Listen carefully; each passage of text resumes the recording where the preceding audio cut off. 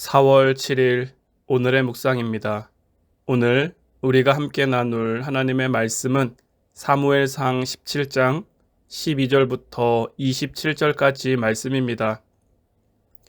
다윗은 유다 베들레헴 에브라 사람 이세라 하는 사람의 아들이었는데, 이세는 사울 당시 사람 중에 나이가 많아 늙은 사람으로서 8 아들이 있는 중 그 장성한 세 아들은 사울을 따라 싸움에 나갔으니, 싸움에 나간 세 아들의 이름은 장자 엘리압이요, 그 다음은 아비나답이요, 셋째는 삼마며, 다윗은 막내라.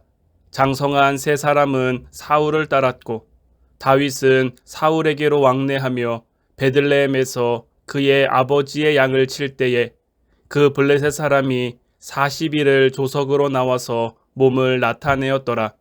이새가 그의 아들 다윗에게 이르되, 지금 내 형들을 위하여 이 볶은 곡식 1에바와 이 떡 10덩이를 가지고 진영으로 속히 가서 내 형들에게 주고, 이 치즈 10덩이를 가져다가 그들의 천부장에게 주고, 내 형들의 안부를 살피고 증표를 가져오라.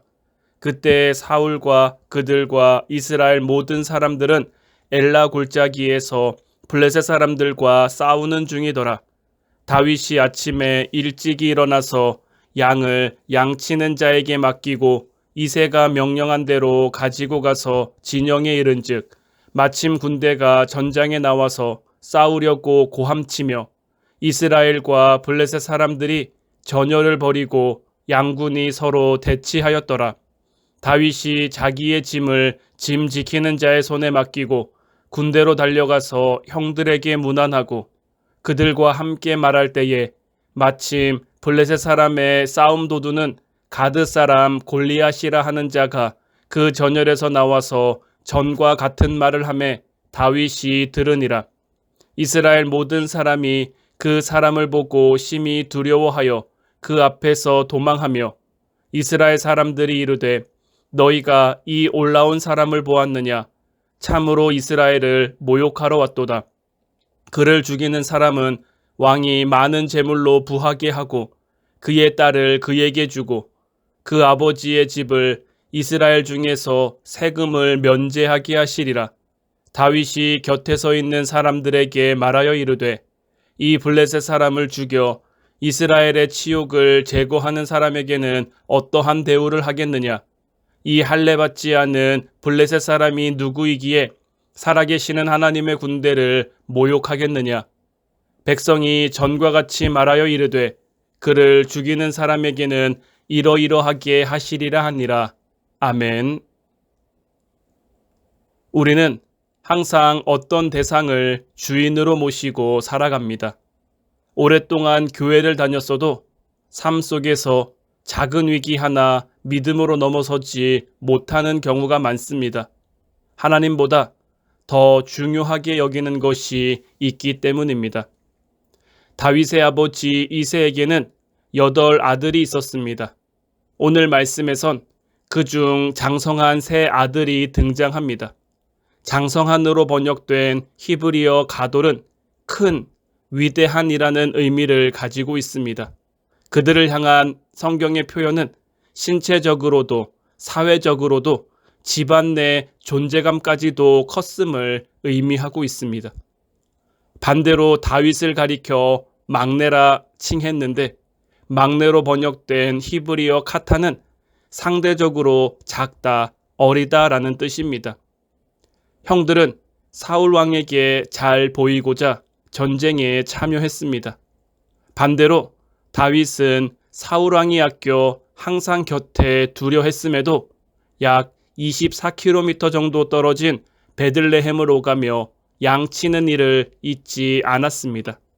다윗에게 양을 치는 일은 무엇이었습니까? 하나님께서 자기에게 먼저 주신 본업입니다. 다윗은 목자로서 양을 치며 자기 인생의 참 목자가 되시는 하나님을 묵상했습니다. 사무엘상 3장 1절 말씀은 사무엘 선지자의 유년 시절을 한마디로 꼽는 그러한 구절입니다. 사무엘이 엘리 앞에서 여호와를 섬길 때에는 앞에서로 번역된 히브리어 파네는 얼굴이라는 뜻으로 거리의 가까움을 의미합니다. 영적으로 가장 타락했던 제사장 중 한 사람이었던 엘리 앞에서 그는 하나님을 섬겼습니다. 사무엘은 엘리를 공손하게 대했지만 그가 섬기는 분이 누구인지를 잊지 않았습니다. 마찬가지로 다윗도 그가 먼저 모셔야 할 분이 눈앞에 있는 사울 왕이 아니라 그 뒤에 계신 하나님임을 알았습니다. 그는 사울 왕 앞에서 하나님을 섬겼습니다. 골리앗은 매우 이른 아침부터 이스라엘 군을 깨웠고 매우 늦은 저녁 이스라엘을 잠들지 못하게 했습니다. 그것을 40일 동안 했으니 이스라엘 군의 심신이 얼마나 위축되었겠습니까?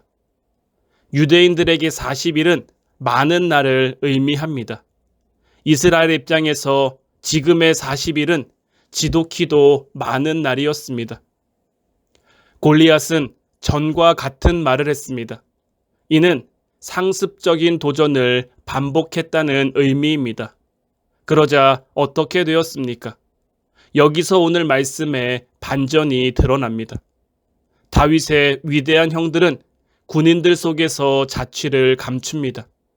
이스라엘 모든 사람이 그 골리앗을 보고 심히 두려워하여 그 앞에서 도망했습니다. 그와 반대로 작은 다윗은 살아계신 하나님의 군대가 모욕당하는 것을 보고 앞으로 나섰습니다. 그는 블레셋의 장수를 자기 손으로 물리치기로 다짐했습니다. 자신이 가장 크게 영향받는 것이 자신이 실제로 섬기는 주인입니다. 돈에 휘둘리는 사람에게는 돈이 주인이고 성공에 사로잡힌 사람에게는 성공이 주인입니다. 때로는 사람이 주인이 되기도 하며 때로는 물질이 주인이 되기도 합니다. 우리는 항상 무엇인가를 주인으로 모시고 살아갑니다. 다윗의 장성한 형들은 자기의 고용주인 사울 왕을 주인으로 모셨습니다. 그렇기 때문에 하나님이 모욕받고 있다는 사실에는 별로 주의를 기울이지 않았습니다. 반면에 작은 다윗은 하나님을 주인으로 모셨습니다. 자기 인생을 돌봐주시는 목자 되신 하나님은 그에게 살아계신 하나님이었습니다. 하나님의 영향력은 그에게 정말로 살아있었습니다.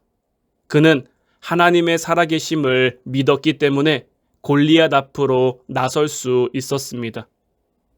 다윗은 장대 같은 골리앗 앞에 이스라엘을 대표하여 나섬으로써 이스라엘의 참 왕은 사울이 아니라 살아계신 하나님이심을 보여주었습니다. 마찬가지로 예수님께서는 장대 위에 모든 사람을 대신하여 오르심으로써 온 세상의 구주는 살아계신 하나님이심을 증명하였습니다. 여러분들은 이 세상을 살면서 누구를 주인으로 모시고 살아가고 있습니까? 여러분들의 삶 가운데 믿을만하고 섬길만한 대상은 누구입니까? 오늘도 주님이 주인 되시는 하루를 살아가는 화운 성도들이 되기를 주님의 이름으로 축원해 드립니다.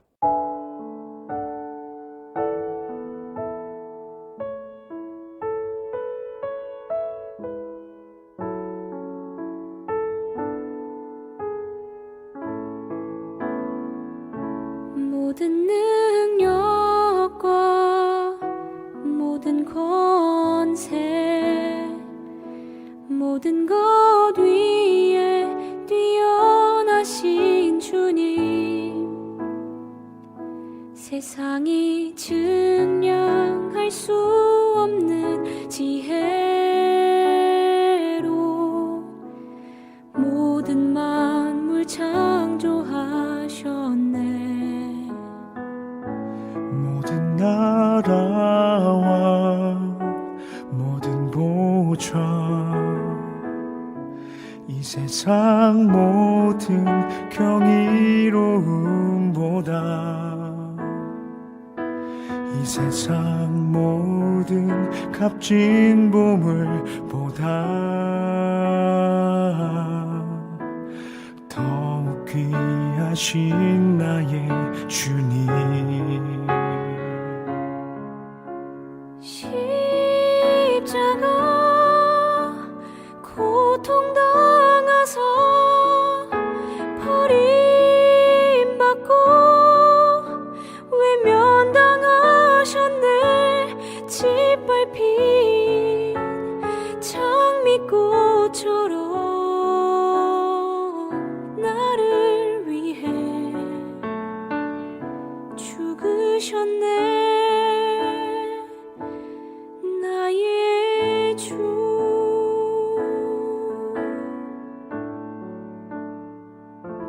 모든 능력과 모든 권세 모든 것 위에 뛰어나신 주님, 세상이 증량할 수 없는 지혜로 모든 만물 창조하셨네. 모든 나라와 모든 보좌 이 세상 모든 경이로움보다 이 세상 모든 값진 보물보다 더욱 귀하신 나의 주님.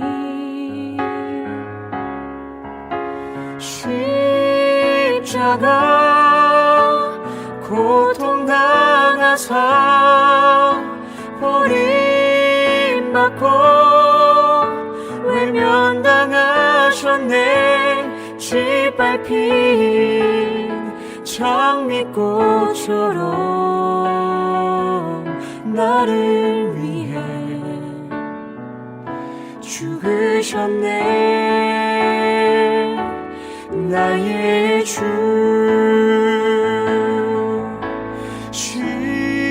십자가 고통당하사 버림받고 외면당하셨네. 짓밟힌 장미꽃처럼 나를 위해 죽으셨네. 나의 주.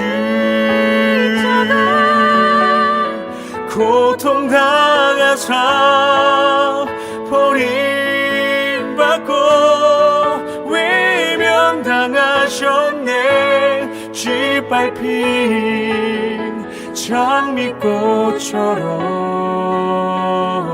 나를 위해